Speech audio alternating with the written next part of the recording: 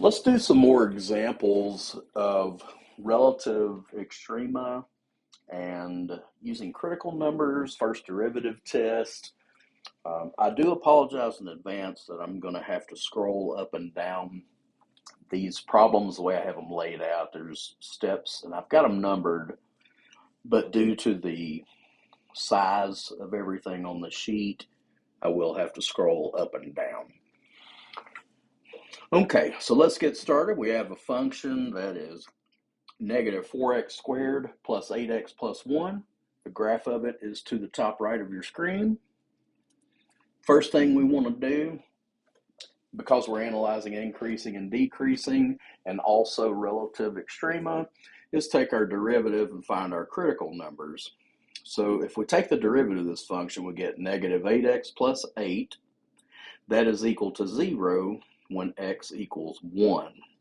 Note on the graph, where x is 1, on the graph, you're at the top of a hill.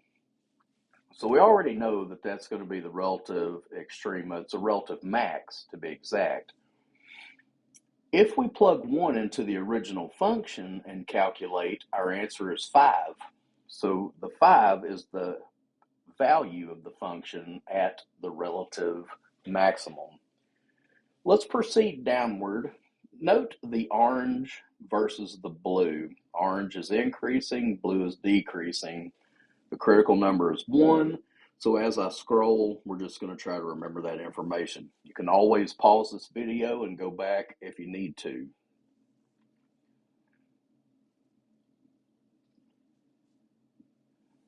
We found the critical number to be x equals 1. That's part 1. And that's always a good start. Take your derivative, find your critical numbers. Part 2, sketch yourself a number line. Be sure to mark your critical number and put CN above it so you'll know it's a critical number. Pick a number smaller and larger. Those are test numbers that represent the intervals to the left and to the right of your critical number. In orange, we picked negative 2 in class. The derivative at negative 2 is negative 8 times negative 2 plus 8. That's positive. If you want to write 24, that's fine. Ultimately, we just need to know positive versus negative. The other side of the critical number, our test number, you guys wanted to use positive 2. That's a great choice. F prime of 2, negative 8 times 2 plus 8, that gives you a negative answer. Look at the number line we sketched.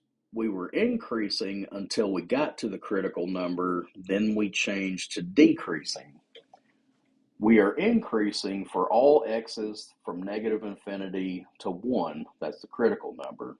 After we get past the 1, we start decreasing. X values from 1 to infinity on the graph are decreasing. Anytime you go from increasing to decreasing, you're at a hilltop. To get the relative extrema, plug your critical number into your function. We already did that at the beginning of this problem, but this is to make it official. We're going to have a relative max, and that's because it goes from increasing to decreasing. At our critical number is 1. The original function, not the derivative, at 1 gives us a value of 5. That's the y value that you pair up with 1. So your relative max is at the point 1, 5. I'm going to scroll back to the graph. This matches everything we said before. We're increasing for values of x negative infinity to 1, decreasing for values of x 1 to infinity. The top of the hill is at the point 1, 5. Your derivative is used for increasing and decreasing decisions. The original function is used for actual points or extrema on the graph. Let's switch functions to a function involving absolute value. Our original function f of x is equal to the absolute value of x plus 2 minus 5. If you remember from your algebra classes, a number in a grouping symbol with X is a left or right shift. -2 makes this 0, so we're going to go left 2. An external number is a downward shift if it's negative, upward shift if it's positive. So this graph is absolute value of X shifted left 2 and down 5. That actually gives us the vertex. And we can tell that at -2, our Y value is -5.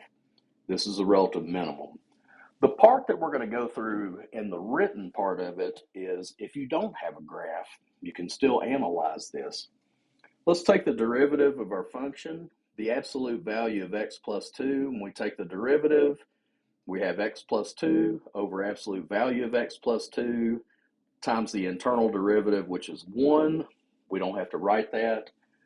This derivative is defined as long as X isn't -2, because that makes it undefined with a 0 denominator.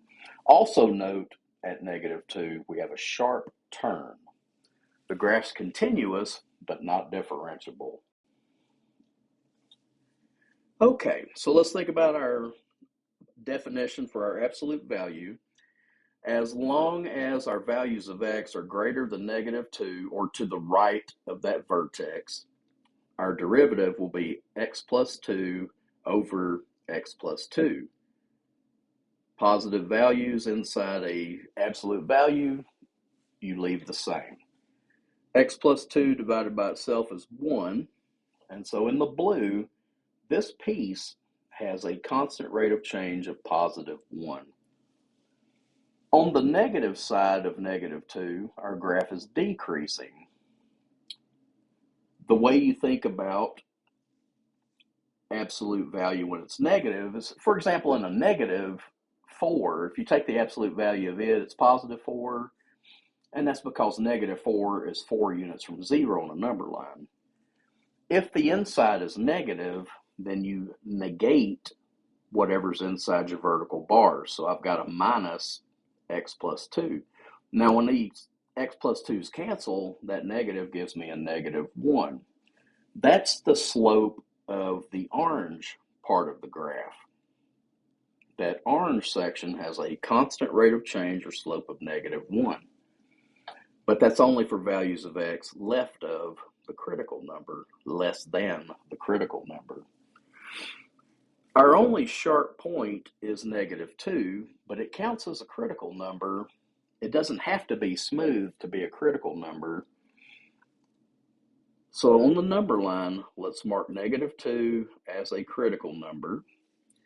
I asked you guys for test numbers less than -2, greater than -2, and you guys told me to try out -4 and 0.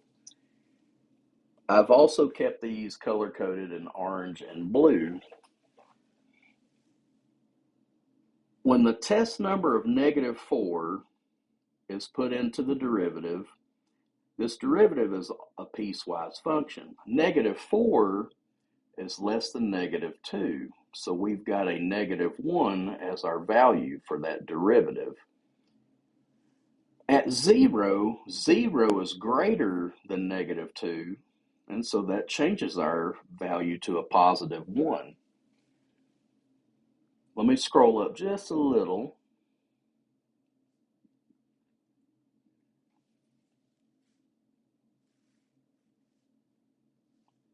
At -4, the function decreases at a slope of -1. At 0, that blue section, the graph increases at a slope of 1. So that helps us identify decreasing and increasing. If your function goes from decreasing to increasing, that means you have a relative minimum.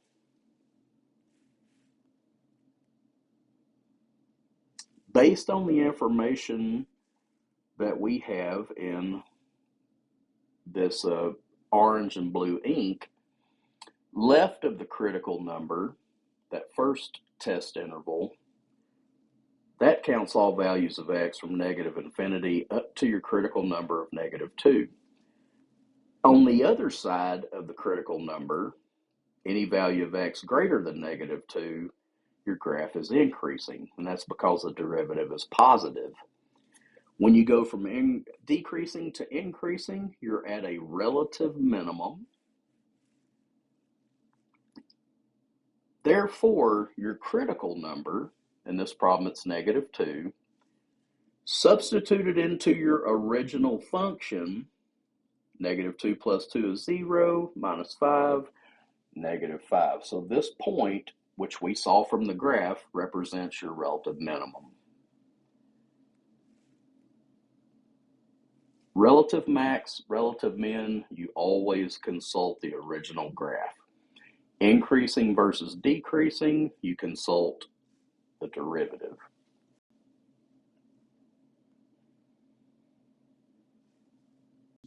The third example we did in class is we started with a piecewise function. In the previous example, we started with an absolute value function that ended up with a derivative that was a piecewise function. On this one, we're just flat out starting out with a piecewise function. This function is the line 4x plus 1, but only when x is less than or equal to negative 1. After negative 1, we switch over to a parabola, and we have the graph of x squared minus 4. Let's look at the graph to the right of your screen. 4x plus 1 until we get to negative 1. After that, we switch to x squared minus 4, which is a parabola. This graph has a sharp point when x is negative 1, and it has a smooth valley when x is 0. Let's investigate. This piecewise function creates a sharp turn at negative 1. Sharp turns are where your function is not differentiable. Remember, it can be continuous and not differentiable. That's an example of it. The other function, after you get past negative 1, its derivative becomes 2x. The derivative of x squared minus 4 is 2x. 2x is equal to 0 when x equals 0, and that helps us identify the other critical number. We have two critical numbers, negative 1 and 0. When you sketch your number line, be very careful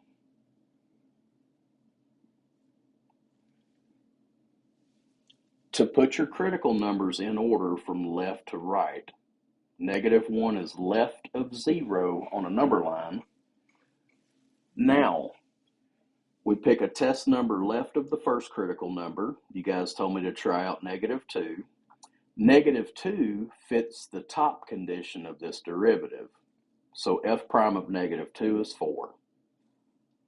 We tested right of the second critical number, and you guys asked me to use a 1. Great choice.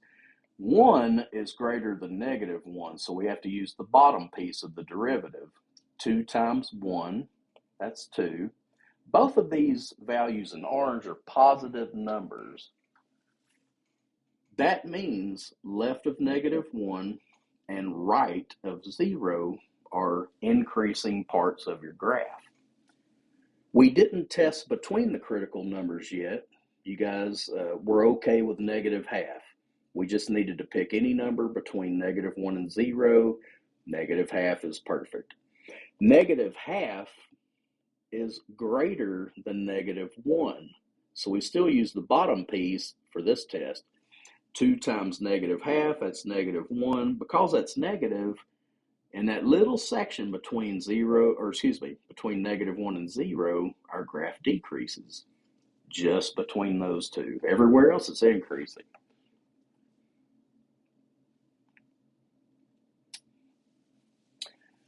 The only time we're decreasing is between negative 1 and 0. So the open interval of decreasing is negative 1 to 0. Increasing occurs from negative infinity, and remember these are values of x, from negative infinity up to your first critical number of negative 1. But after 0, the function is increasing again. So any value of x from 0 to positive infinity will be on a section of graph that's increasing. At the first critical number, we went from increasing to decreasing. That's a relative max. At the second critical number, we went from decreasing to increasing. That's going to point out a relative minimum. If we quickly look at the graph, that matches up. You've got a relative max at the critical number -1 and a relative minimum at the critical number of 0. We have a piecewise function. Let me get this spread out just a little bit. There we go. So at the maximum, that's at the critical number of -1, increasing to decreasing. -1 plugged into the original function, and if you remember, it's piecewise, so careful. We have to use the line, or the 4x plus 1 part of it. 4 times -1 plus 1 is -3. Therefore, -1, -3 is a relative max. At the critical number of 0, we went from decreasing to increasing. That's a relative minimum because it's a valley. That occurs at the critical number of 0. Now, in our piecewise function, 0 belongs to the x squared minus 4 part of it. 0 squared minus 4, that's -4. The number you put in, the answer you get, pair them up, that's a point on the graph. So we have a relative max at -1, -3, and a relative minimum at 0, -4.